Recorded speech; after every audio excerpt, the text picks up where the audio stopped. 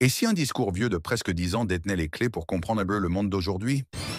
En 2015, Vladimir Poutine s'est adressé à l'Assemblée générale des Nations unies avec des mots qui, aujourd'hui, résonnent comme une mise en garde.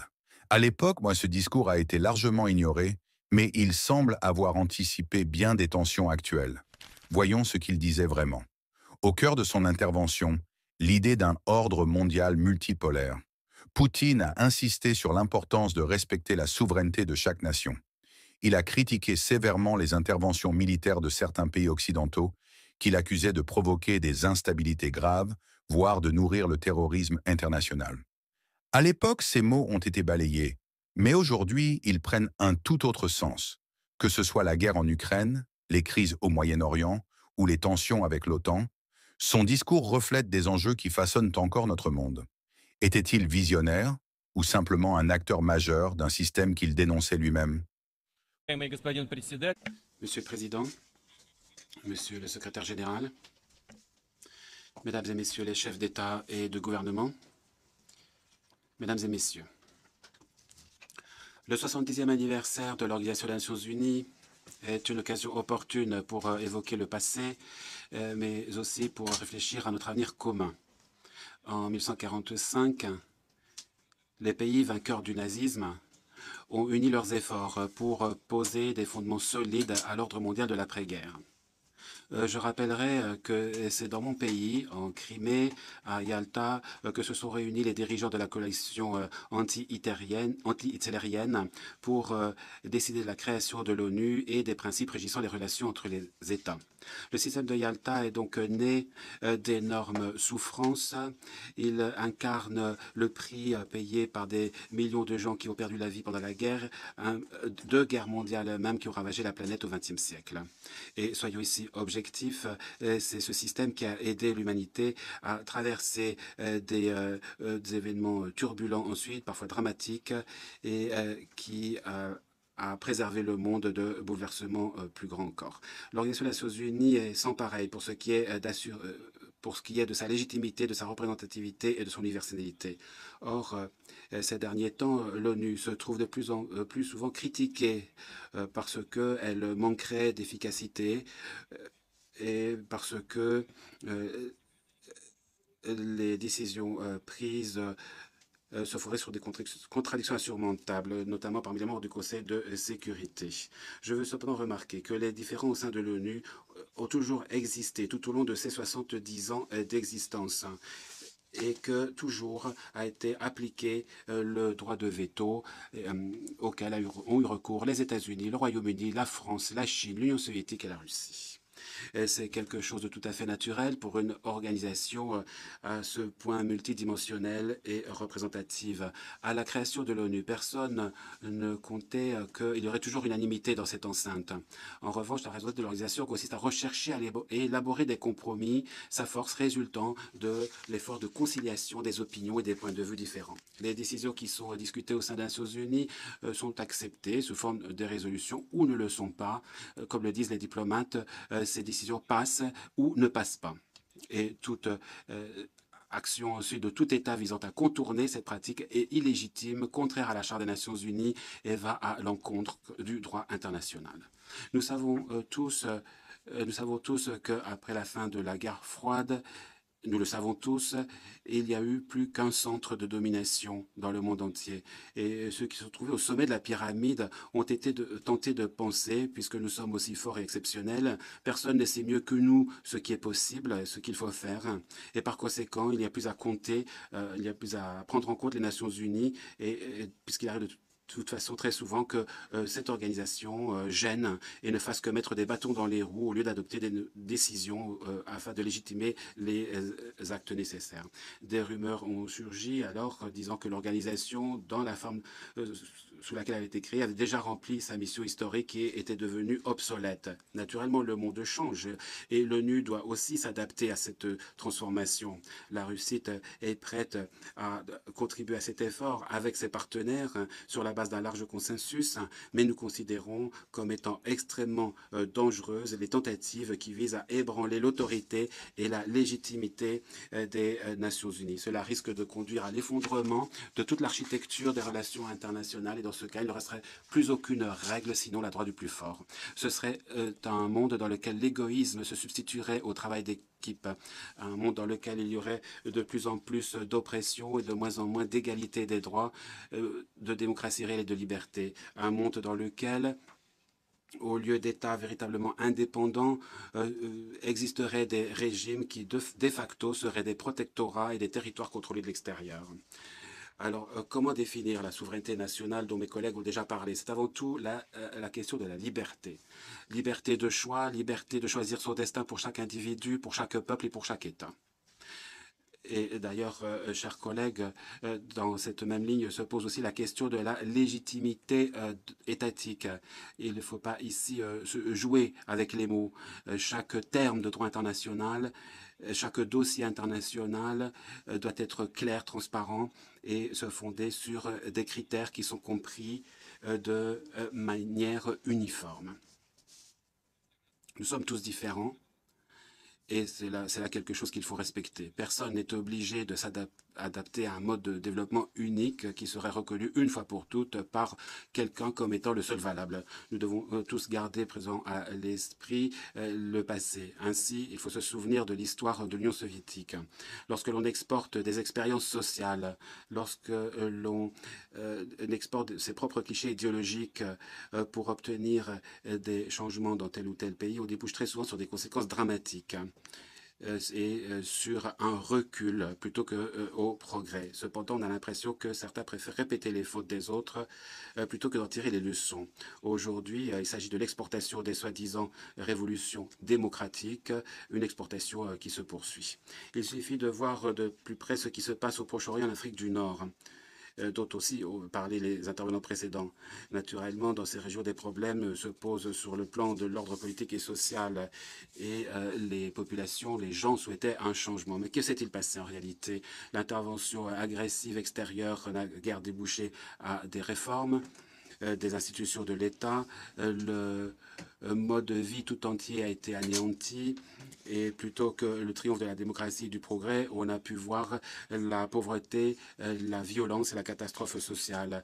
Et les droits de l'homme, y compris le droit à la vie, ont été gravement obérés.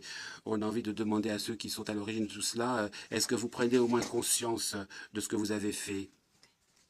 Mais je crains que cette interrogation ne reste lettre morte, car les politiques qui se basent sur la confiance en soi excessive et le principe d'exclusivité et la certitude de l'impunité perdurent. Il est tellement évident que le vide politique qui s'est instauré dans certains pays du Proche-Orient et de l'Afrique du Nord a eu comme répercussion l'apparition de zones d'anarchie qui ont immédiatement commencé à attirer extrémistes et terroristes.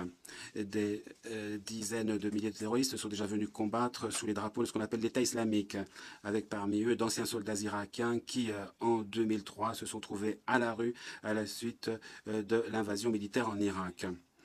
Le recrutement est également organisé par le biais de la Libye, dont les structures étatiques ont été démantelées suite à la violation flagrante de la résolution de 1973 du Conseil de sécurité des Nations Unies. Et en ce moment, des membres de l'opposition syrienne dite modérée et soutenue par l'Occident adhèrent à ces mouvements radicalisés. On leur donne des armes, on leur fournit une formation militaire et ensuite ils se retrouvent du côté de l'État islamique. Et l'État islamique lui-même n'est pas non plus apparu de nulle part. Il a été au départ nourri et choyé car apparaissant comme un outil de lutte contre des régimes laïques indésirables. Une fois sa ligne de déploiement acquise en Syrie et en Irak, l'État islamique continue inexorablement sa progression vers d'autres territoires pour assurer sa domination dans le monde islamique et au-delà. Et son intention manifestement est loin de se borner à ses projets. L'état de choses actuel est donc plus que dangereux. Dans une situation pareille, il est hypocrite et irresponsable de dénoncer solennellement la menace du terrorisme international, tout en fermant les yeux par ailleurs sur les canaux de financement et de soutien aux terroristes, notamment le trafic de drogue, la contrebande de pétrole et d'armes. Il est aussi responsable de manipuler ces réseaux extrémistes afin de les engager à son propre service pour défendre ses propres fins politiques, tout en espérant ensuite de leur régler leurs comptes et de les exterminer, de les anéantir. Ceux qui se comportent ainsi doivent l'entendre, mesdames et messieurs. Vous avez affaire là à des gens cruels, mais absolument pas stupides pour autant et pas primaires. Ils ne sont pas plus bêtes que vous et on ne sait pas en définitive qui manipule qui. Les données récentes sur les transferts d'armes à l'opposition modérée, entre guillemets, en sont la meilleure preuve.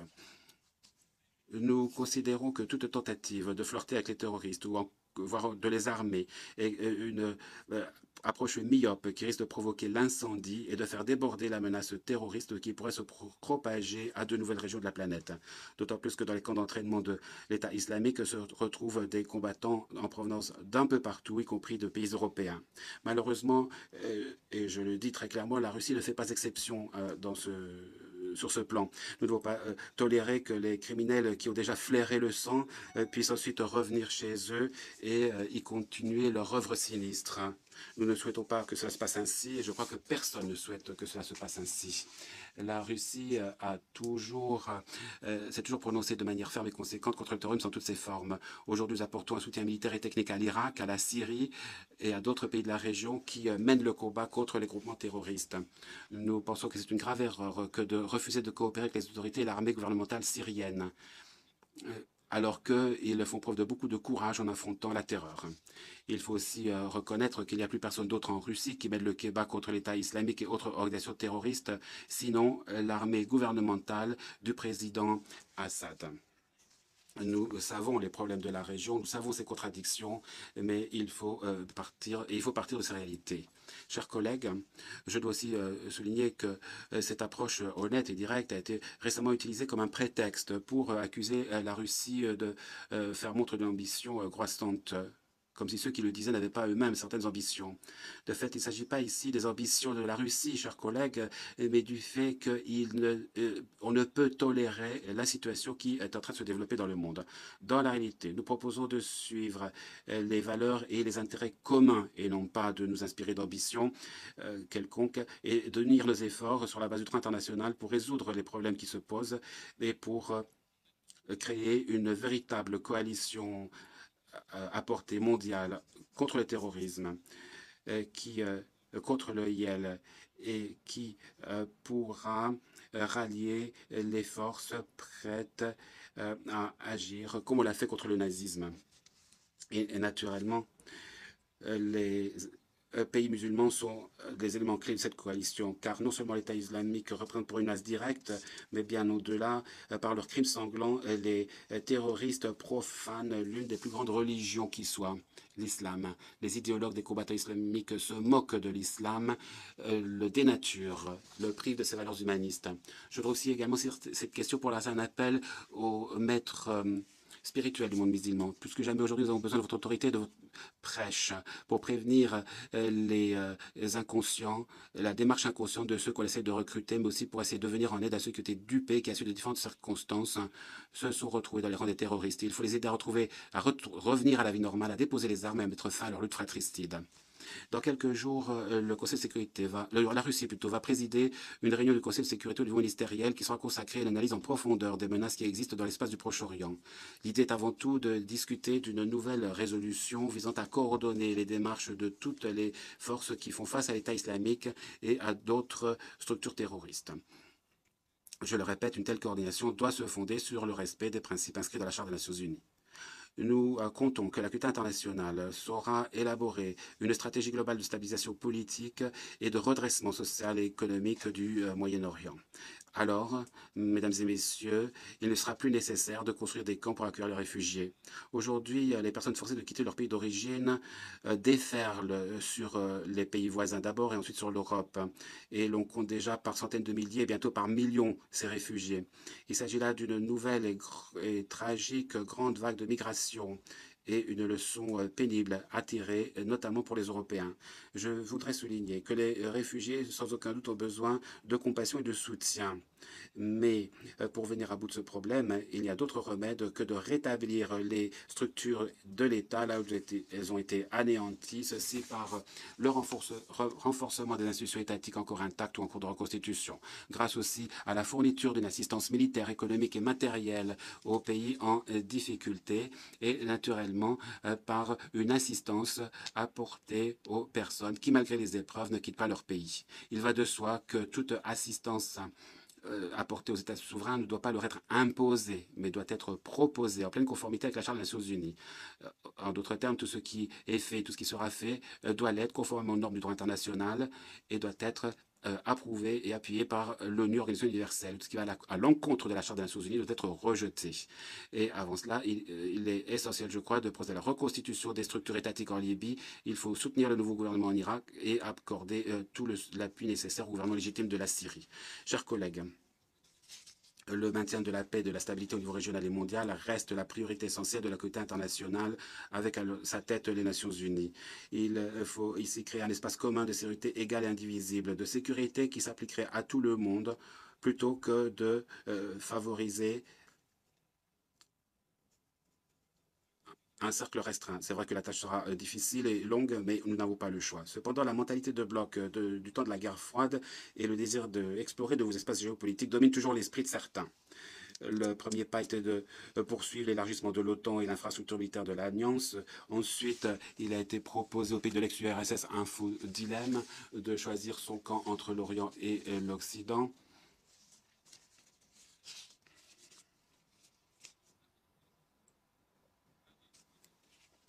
Tôt ou tard, cette logique de confrontation ne peut que prendre la forme d'une crise géopolitique grave. Et c'est ce qui s'est passé en Ukraine, où l'on a exploité le mécontentement d'une partie de la population vis-à-vis des autorités pour orchestrer de l'extérieur une prise de pouvoir qui, en définitive, a provoqué le déclenchement de la guerre civile. Nous sommes convaincus que le seul moyen d'arrêter les fusions de sang et de sortir de l'impasse actuelle en Ukraine consiste à faire appliquer strictement et de bonne foi et les accords de Minsk du 12 février 2015.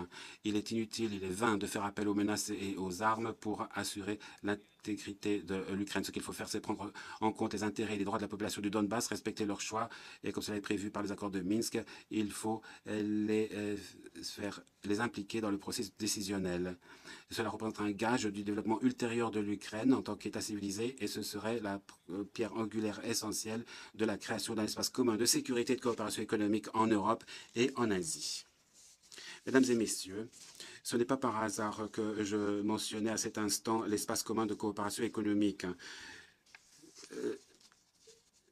Il y a des lois économiques objectives qui existent et nous allons nous fonder sur les règles de transparence élaborées au profit de tous, notamment les principes adoptés dans le cadre de l'OMC, tels que la liberté du commerce, des investissements et de la concurrence. Cependant, aujourd'hui, les sanctions unilatérales qui contournent la Charte des Nations Unies sont presque devenues la norme. Ce sont là des sanctions qui sont utilisées au-delà de buts politiques en tant qu'outil pour éliminer les concurrents sur les marchés. Je veux aussi noter ici l'existence d'une autre manifestation de cette économie économique. Il y a certains États qui optent pour la création d'associations économiques prioritaires à caractère restreint. Et même les négociations concernant ces blocs économiques sont menées en cachette à l'insu des citoyens, des milieux d'affaires, de la société civile et des autres États dont les intérêts peuvent par conséquent être touchés sans qu'ils soient informés. Il se peut qu'on veuille nous mettre tous devant le fait accompli et devant une réécriture des règles du jeu au profit d'un cercle restreint de privilégiés, même sans la participation de l'OMC. Cela est lourd de conséquences et peut provoquer le déséquilibre de tout le système financier et l'effondrement de l'espace économique mondial. Étant donné que ces questions touchent aux intérêts de tous les États, étant donné qu'ils déterminent aussi les perspectives de l'ensemble de l'économie mondiale, nous proposons d'en discuter dans le contexte de l'ONU, de l'OMC et du G20. À l'opposé de la politique de l'exclusivité, la Russie propose une harmonisation des projets économiques régionaux, propose une intégration des intégrations fondée sur les règles commerciales reconnues au niveau international, universelles et transparentes. Et je pourrais vous citer des projets que nous avons menés dans le contexte de la communauté économique eurasienne à l'initiative chinoise, notamment pour la construction de la ceinture économique de la route de la soie. Nous voyons toujours de grandes perspectives dans l'harmonisation des processus d'intégration au sein de la communauté économique eurasienne et de l'Union européenne. Mesdames et messieurs, parmi les problèmes qui subsistent se trouve le défi persistant du changement climatique. Nous souhaitons voir la conférence sur le climat qui sera organisée en décembre à Paris sous l'égide de l'ONU aboutir. Et dans le cadre de notre contribution nationale, nous avons l'intention de réduire pour 2030 nos émissions de gaz à effet de serre de 70 à 75% par rapport au taux d'émissions de 1990. Cela étant, je vous invite aussi à considérer ce problème de manière plus générale. Oui, certes, on peut introduire des quotas d'émissions de gaz à effet de serre et adopter d'autres mesures à caractère tactique pour et nous pourrons ainsi atténuer la gravité du problème pendant un certain temps. Mais nous n'allons pas ainsi le régler de manière définitive. Nous avons besoin aussi d'approches de nature différentes qualitativement. Il faut mettre en place ici des solutions novatrices, des technologies similaires au fonctionnement de la nature, qui restent en harmonie avec l'environnement plutôt que de porter préjudice à l'environnement. Et nous avons besoin de solutions qui nous permettent de restaurer l'équilibre entre la biosphère et la technosphère, équilibre qui a été brisé, qui est un vrai défi à l'échelle planétaire. Je suis convaincu que l'humanité possède ce potentiel intellectuel nécessaire pour trouver les solutions. Nous devons joindre nos efforts. Il s'agit avant tout des efforts des États qui ont des capacités de recherche importantes qui sont notamment dans le domaine de la recherche fondamentale. Nous proposons à cet égard de convoquer un forum spécial sous l'égide de l'Organisation des Nations Unies où l'on pourra revenir sur l'ensemble des problèmes liés à l'épuisement des ressources naturelles, la destruction de l'habitat et les changements climatiques. La Russie est prête à être co-organisateur de ce forum. Mesdames et messieurs, chers collègues, le 10 janvier 1946 à Londres se tenait la première session s'ouvrait la première session de l'Assemblée générale de l'ONU. C'est